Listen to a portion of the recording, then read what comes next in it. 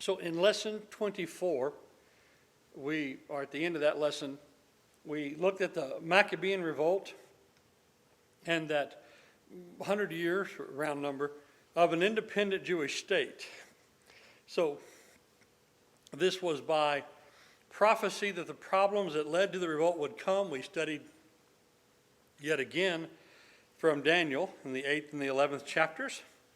We then saw the histories and the records of those things from the history books.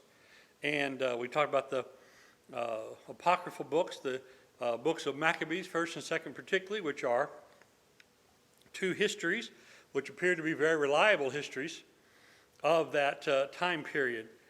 We saw that the Jews had for a time their own kingdom, but that led to with it a host of issues, religious and ethical, because the people who won the rebellion, they put themselves in charge. They were a priestly family.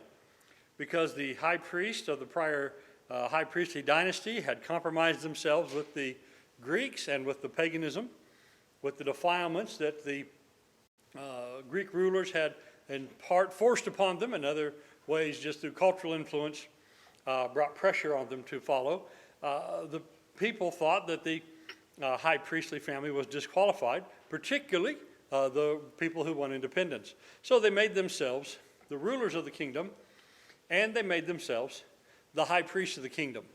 And with that came power, with that came political expansion, with that came conquering of the remnants of the Edomites, the remnants of the Moabites, conquering basically in every direction you can point to from around Jerusalem, except for a little bit of the old Philistine territory around Ascalon. That's about the only thing they didn't conquer. And so that's why in the New Testament we find Jews up in Galilee and even beyond. And they conquered almost as much land as Solomon ruled. But they also became very corrupt. And some of the leaders were also very petty. And so you have people who back them because they're rich and powerful and because they're the king and the high priest. You have other people that say, look, you people think the other people are disqualified. Well, you're disqualified too. So we talked about the origin of the Sadducee party, which was the power party, and the origin of the Pharisees, who were in many ways the conservative religious objectors. And early on, so the first generations of Pharisees, I would have to say that our religious sentiments, and to some degree for a lot of us in the church today, our political sentiments, would certainly be with them. We certainly would have been with the early generations of Pharisees. But by the time we get to 150 years of them, what do we find in the Gospels? Problems with the Pharisees too, right? So all of that was in lesson 24. And now we are to our question period on lesson 24. Is there anybody who wanted to ask a question or make a comment about those things before we turn to the questions that are in the text?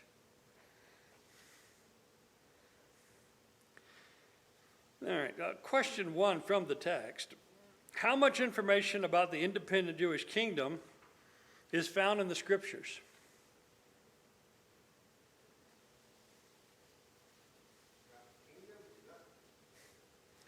Yeah, there might be a little bit of its origin. Well, I think more than just a little bit. There's something of its origin in the prophecies of Daniel. But the prophecies of Daniel, I don't think talk much from the rebellion and the ending of the sacrifice by Antiochus IV and the oppression of the saints that causes. I think the next main thing that's in the prophecies is Herod. There's a great king after that it's either got to be the Romans or it's got to be Herod. I think it's Herod. So it's very little is found in the scriptures. But the situation of the independent kingdom and the ramifications, 100 years later still, of the independent kingdom are still there. And it's in the Gospels, we see a lot of the aftermath of this kingdom. Some of the hatred, the violent hatred the Samaritans have for the Jews. That is certainly exacerbated in the independent kingdom. The end of the kingdom, where we'll mention a guy in the next lesson named and Antipater, I never know if I say that name right. Matt, is that the correct pronunciation, Antipater? There's a lot of people in the ancient world named that, but that's what at least I always would say. There's a guy named Antipater at the very end of this independent kingdom, whose son Herod becomes pretty important, and Antipater is a very important person in Jewish history and Bible history, even though his name isn't found, because he's Herod's father and sets up his son to be the king. So there's a lot of things of this independent kingdom that are important in New Testament background, which is why I think it's worth the study, but it's not directly mentioned in Scripture. What caused the Jews to rebel against the Greek rulers? Question 2. What caused the rebellion? They were asked to do unclean sacrifices to pagan. Yeah, the immediate cause was a forcing of unclean sacrifices. There had been a lot of other provocations along the way. The closing of the temple, the forbidding of Sabbath keeping, the forbidding of other Jewish practices of the law. There had been a lot of provocation, and the final straw was forcing a local priest to lead in his hometown these unclean sacrifices. And he said, we're not going to do it. And that led directly to the revolt. And number 3, well, I just answered number 3, I think. What were things Antiochus did to provoke the Jews? Forbidding the Sabbath, stopping the sacrifice. Basically, he was really trying to eradicate Judaism. And so just about everything you would think, well, if I was going to get rid of Judaism in Jerusalem, what would I need to do? That's pretty much what he did to the best of his ability. Number 4, where can we find many detailed accounts of events in the time of the Maccabean revolt? First and Second Maccabees. Again, I think those are worth your read. I don't think they're worth your detailed study or the like, but I do think they are worth the read at least once, like any history book of a situation that helps you understand the time of the gospel. It's interesting, in the preface, this is the preface, and this is in your shirt. There's 3 excerpts in the addendum page we gave you with this lesson. The bottom one. And so this is the Jewish outlook on what these events were about and what this revolt accomplished. And this was something that all the Jews would have known, because this was in the Septuagint translation. When the scrolls of the Septuagint went out, this went with it. Again, not that we take it as inspired. I don't know how they took it as inspired or not, or just supplementary. But this is what they would have learned and how they would have viewed these things. From 2 Maccabees 2:19, beginning and reading just a little bit. This is the story of Judas Maccabeus and his brothers, of the purification of the great temple, the dedication of the altar, the campaigns against Antiochus, Epiphanes and his son Eupator, and of the heavenly manifestations according to the heroes who fought bravely for the Jewish people. For as they plundered the whole land, put to flight barbarian hordes, regained possession of the temple, renowned throughout the world, and liberated the city. They reestablished the laws that were in danger of being abolished, while the Lord favored them with every kindness. All this detailed by Jason of Cyrene in 5 volumes, we will try to condense to a single book. So that's the preface to 2 Maccabees. And it shows you what they thought this story was and how it was presented to generations of Jewish people, both before, during, and after the gospel times. And so just to know how those people thought, I think, is helpful. Question 5. Well, one more point, and I don't mean to make this comparison, but that last thing I read, to me, that reads like, so it's a similar style in writing and literature, that reads like the last part of Hebrews 11, where it talks about all the things that the people did by faith. Of course, again, not that this one is inspired at all, like Hebrews is, but that when we read the book of Hebrews, that's how histories were written. That's how letters were written, and this is in the same style, not inspired, but but same type of literature and trying to produce the same effect. All right, question 5. What family became dominant during the revolt? The Hasmoneans. And again, this is one of these things that gets confusing at times because there's too many different names. They're the descendants of Judas Maccabee or his brothers. They're all the Hasmoneans are all descendants of a priest named Matthias. Matthias' father or grandfather, I'm not sure we know exactly which one, but one of Matthias's forefathers was named Hasmoneus or Hasmonean, and so Hasmoneus, I don't know. Anyway, it's named for one of Judas Maccabees.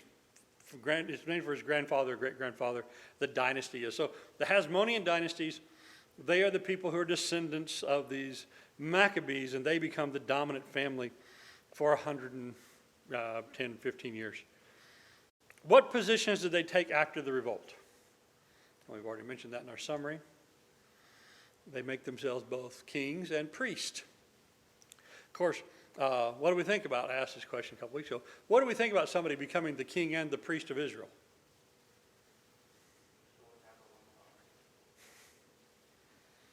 If it's Jesus, we're real happy with that, aren't we? If it's the Messiah, what if it's not? And so that was a lot of the foundational objections of the Pharisees. Wrong family to be priest, wrong family to be kings. And I've mentioned this also. How long do they lead an independent Jewish kingdom? Round numbers 100 years. I think it's 104. There's a little bit. The kingdom sort of continues on in name only under Roman rule, but independence is like 104 years. What party arose to support them? And why were they supported? So what group said, hey, we like these guys in charge? Sadducees. And why'd they like those guys in charge?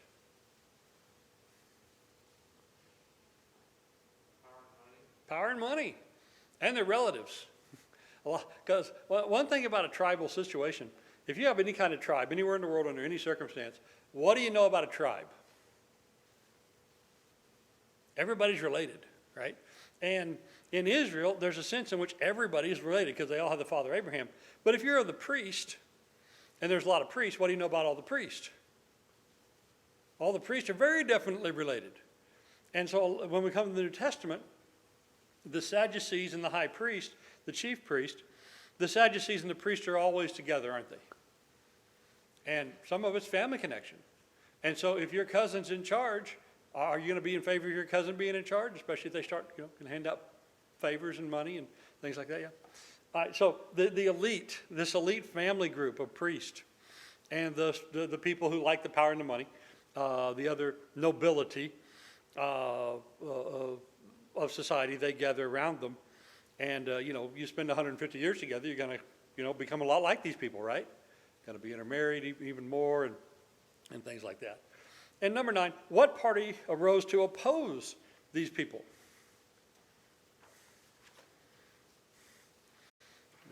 Pharisees. And why did the Pharisees oppose them?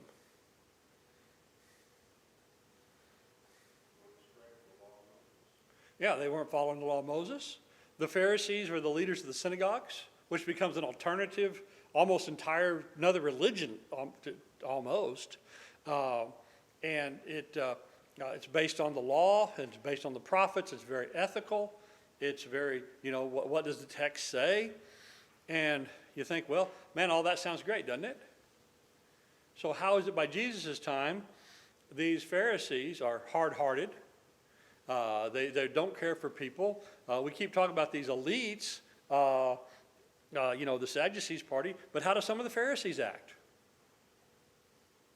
Just as elitist as the others, don't they? And you're like, well, how can they do that?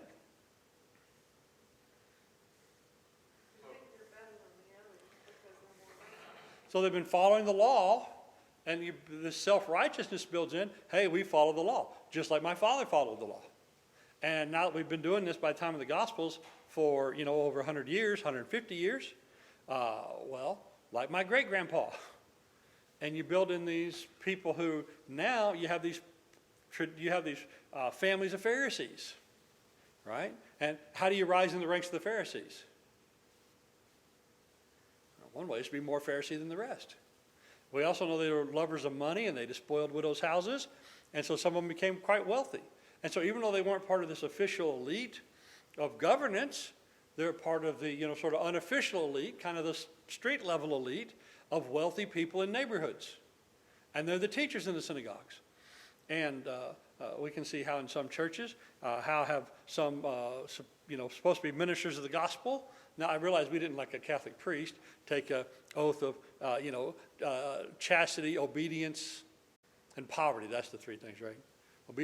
Obedience, poverty, and chastity. I realize we didn't take oaths for that. But some guys have gone, what if you told them they had to be obedient to anybody? Or they had to be chaste? Or they had to be poor to be a minister? What would happen to a lot of ministries? They'd immediately be leaderless. Because in ministry of the people, there is opportunities, especially given enough time, and where you have some of these multi-generational things, is there not time to build up power bases and become just as corrupt as the people you're objecting to? And so that's the Pharisees. And so that's lesson 24. Additional questions, additional comments? One more thought on the Pharisees, another way to think about how they got so far astray that they seem to be the principal antagonists of Christ. They were wholly, people he was dealing with seemed to be wholly focused on externals. Am I outwardly keeping all this law? And as long as I'm doing that, that's all they seem to care about. At least the ones that Christ was, calling them brood vipers and whitewashed sepulchres. And so it's really, that can be, it's very sobering. It should be a very sobering thing for right. all churches to consider. Oh, no, it's absolutely sobering. The more I think about the origin of the Pharisees and how agreeable the whole enterprise seems to be at its origin versus gospel Phariseeism,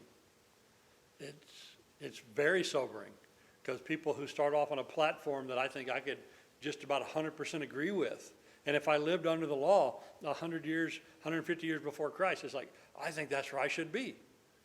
But your dedication at the end of it cannot be to this party of people, can it? What does it have to be? It has to be to this book. And maybe that can help alleviate these things. But there's this human temptation of being in a group, right? Hey, where did you go to school? Hey, who did you train under? What church did you grow up at? Who did you, who are your friends? We don't have any parties like that among the brethren today, do we? And cliques and connections, and luckily we're bereft of all of that, thankfully. Ben?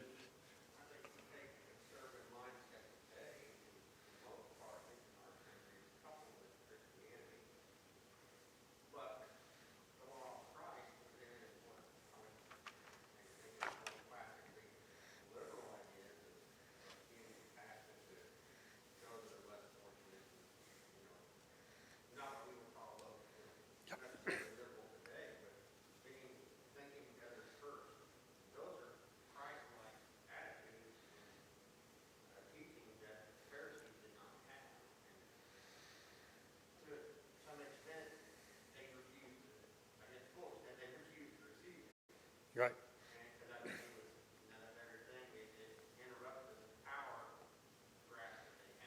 Yeah, the political aspects of gospel Pharisaism, I think, is a very strong influence for most of what's wrong with it.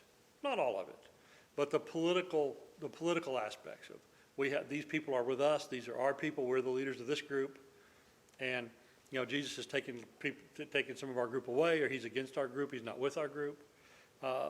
These political aspects, and especially when you have a theocracy, you have a political earthly kingdom, it gets all the messier.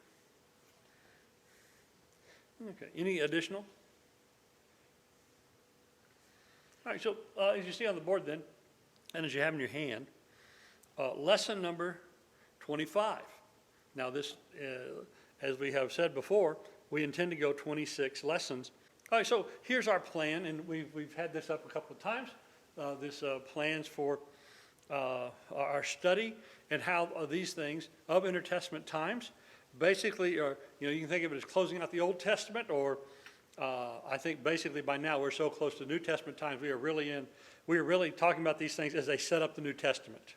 So our focus has shifted from what the Old Testament prophesied to what the New Testament situation is. So we know life where the gospel starts. We are sort of filling in the background, ramping up to where the gospels start. So we saw Greek culture, Hellenistic Jews. We had the Maccabean Revolt and the independent Jewish state.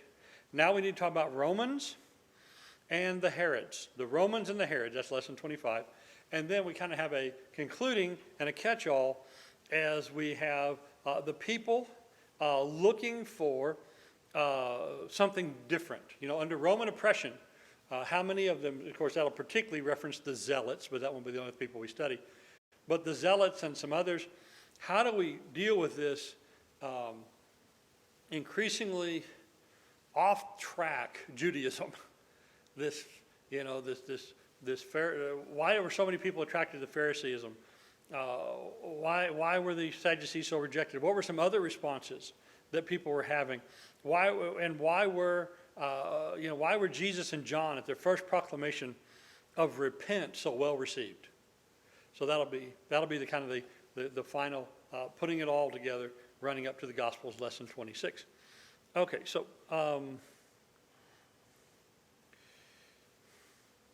all right, I know that should say Romans and Herods on the top line. We'll change that soon. That should say at the top line that, but it doesn't. So let's pretend that it says that it says Romans and Herods. Our key points in this lesson are going to be the great kingdom of earth that God saw coming. Yet again, we'll start another lesson in the prophecies of Daniel. We won't spend as much time there because Daniel doesn't say very much about it. But we'll start yet again in the prophecies of Daniel of this fourth kingdom. We'll talk about Rome's expansion and how they came to Palestine or Judea. And we start getting these several names. Roman Judea, how they came, how Judea becomes a Roman province, and Herod, how he becomes the ruler of the Jews. And so that's our points for this lesson.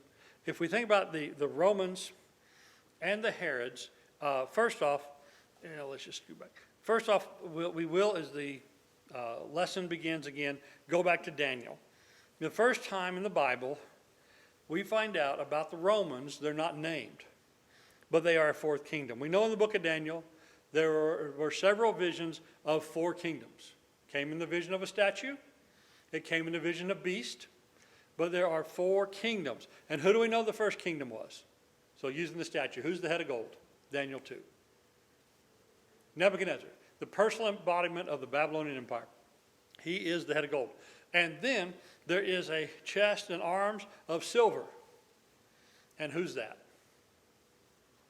The Medes and the Persians. Usually in history we just call them the Persians. But the Persian Empire, or Medes and Persians as the scripture so often calls them. And then there's a belly in the middle part there. There's this belly of bronze. And who's that belly of bronze? Kingdom 3. We know, and it's Greece, and we know it's Greece. In Daniel 8, it says the third kingdom, and it's in one of the animal passages, of the beast passages. It just says the next kingdom is the Greeks. So no dispute there. Well, if the Greeks are the third, and then in that great statue there's legs of iron and feet of iron and clay, then who is the fourth kingdom? If the third one is the Greeks, obviously who's the fourth? The Romans. The Romans are the great kingdom. And it's interesting that it depicts them as being split in two. And what happens around, the year 300 or so, maybe a little before that? What do they do to the Roman Empire? They literally break it into two parts. And how long do remnants of the Roman Empire last? 1453. It is a strong kingdom. But is the whole thing strong? It's brittle. The prophecy says it's brittle. It's feet of iron and clay. And so the text says part is strong and part is brittle. And in the days of those kings, this is Daniel 2 by verse 44, In the days of those kings, the God of heaven will set up a kingdom which will never be destroyed. A stone cut out of the mountains with hands, without hands, and it will crush the iron. Then that little stone will grow into a great mountain, fill the whole earth, and be as a mountain for the house of the Lord. So there is the Romans, and these things we're studying here, again, Daniel tells us in broad outline what's coming. And in Daniel 7, in the prophecy of the four beasts, the fourth beast is one that has dominion. He's described with these terrible things. He's dreadful, terrifying, strong, with iron teeth to crush and devour. So it's this great bear-like creature. And I got to tell you, there's not many animals in this world more terrifying, than a rampaging bear. Now what would happen if you give it iron teeth? Well, okay, we're in the science fiction realm normally, but that's how Daniel saw this. And this beast would wage war with the saints, would overpower them until the Ancient of Days came. Judgment was passed over in favor of the saints of the highest one until the time arrived for the saints to take possession of the kingdom. And this beast is marked by blasphemy, speaking out against the Most High to wear down the saints of the highest one. And so what Daniel saw of this beast was terrifying. Two things to note is that when Daniel saw that one, it was the fourth beast he was most concerned about. And that's when he's literally sick to his stomach and he's faint from having seen the vision, when he sees this empire coming. And there's some things in Daniel about horns and different ones replacing other ones. And it's pretty obvious that beast that Daniel sees ties in with the beast in the middle chapters of the book of Revelation. Which is, I think, one reason, there's several, but I think one reason to view the book of Revelation as about Roman persecutions of the church as opposed to Jewish persecutions of the church, because there are some brethren and serious Bible scholars, and so not weird things, but there are people who think the entirety of the book of Revelation deals with the destruction of Jerusalem and the persecution of the church by the Jews. I can see why there's some arguments for that. There are some passages that seem to fit the Jews better than the Romans in the book of Revelation, but on a whole, it seems to be more Roman. But these things with the fourth beast, which is tied to the Roman Empire, not a Jewish empire, seem to me to be heavily indicative that Revelation is about the Romans. It's also one of the reasons why, unlike the dispensational view of Revelation, that those things are a future, great tribulation coming. I don't think that that fits Daniel's four kingdoms either. So I think Daniel's four kingdoms prophecy, which is an obvious background for the prophecies in Revelation, it fits the Romans, which is the view of Revelation I take, if you can't tell. Okay, so Daniel again, as I say, we've started all these lessons. I think next week or next lesson, we won't start with Daniel. That'll be about the first time in about, 7 lessons we didn't start with Daniel. But at this point, we have pretty well exhausted what Daniel says about these things, except that there's, I think, even some persecution of the church in it, but and even some gospel things in it, like the work of Jesus in Daniel, but we won't have that in the scope of our lesson. So Daniel sees these things coming. It is truly amazing the scope of those prophecies that Daniel had there in the last year or two of the Babylonian captivity and the year or two on either side of that, the last years of the Babylonian Empire. The things that he saw and how much of history was unfolded before him is, to me, just astonishing, really, even in the realm of prophecy. It's really astonishing prophecies. All right, so the Romans now, the ones that Daniel saw as this fourth kingdom. Well, again, pause at every one of the major divisions. Questions, comments?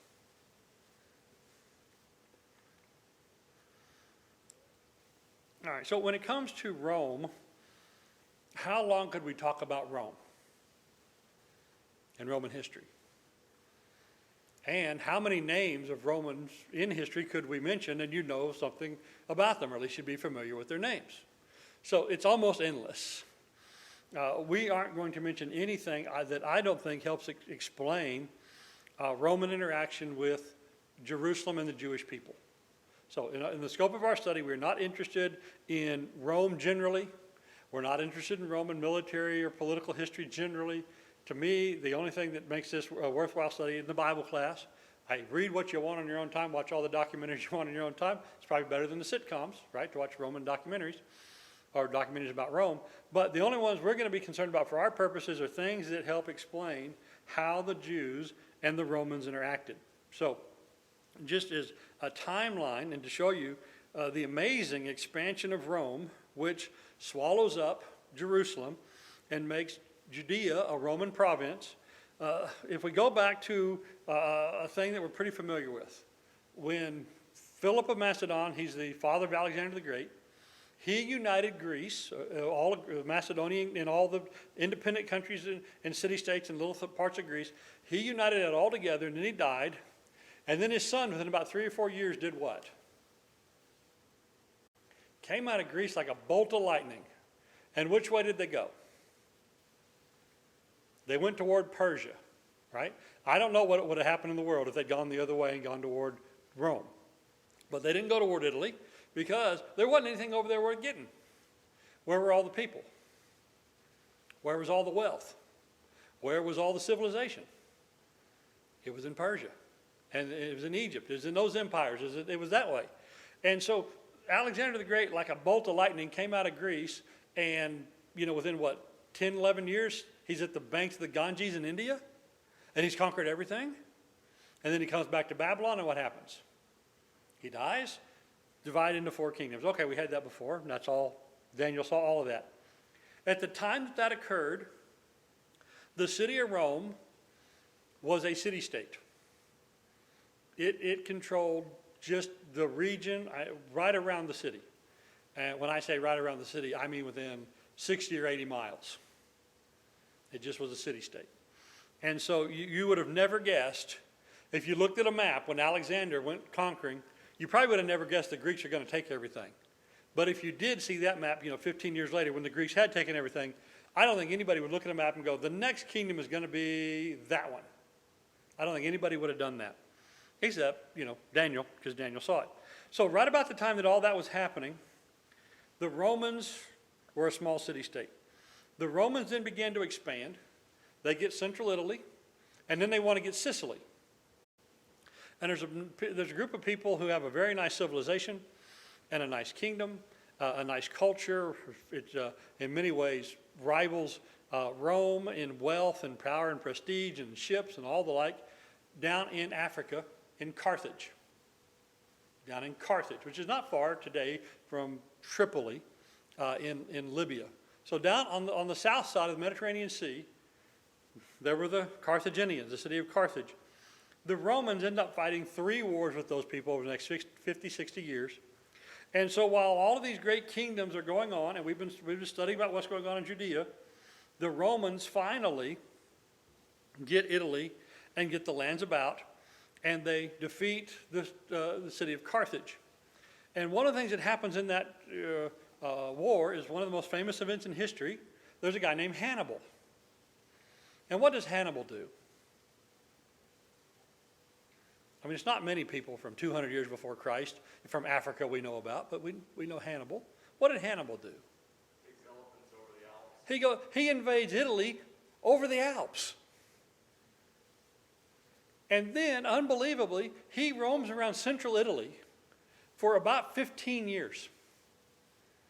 The Romans cannot push him off the battlefield.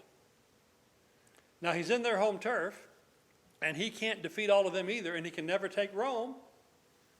But he spends 15 years prowling around central Italy in all these places where the Romans have just recently conquered. And that is a formative experience to the Romans. And guess what they want to make sure nobody ever gets to do again? Nobody ever gets to get near the homeland again. And so what do the Romans do to make sure nobody ever attacks the homeland? just attack farther and farther and farther and farther out. Because if you're 1,000 miles from Rome, how much threat can you be? And so that's important in how the Romans end up dealing with the Jews. This constant expansion eventually will push the Romans into the Jewish territory. There's one other lesson from that that's important for the Jews, and I guess we'll just mention it very briefly tonight. They end up getting Hannibal out of Italy more by politics than by shields and spears. They do things down in his hometown in Carthage to undermine him. And the Romans learn that through political control, you can have as much security as with your legions. And so going forward, the Romans have this ruthless policy of subverting locals and practicing ruthless politics as an art of war. And so does that play a role in how they deal with the Jews? Absolutely. So next time, more about Rome's expansion and how they interact with the Jews. That's the important part of our lesson. Not Roman history per se, but how the Romans interact with the Jews.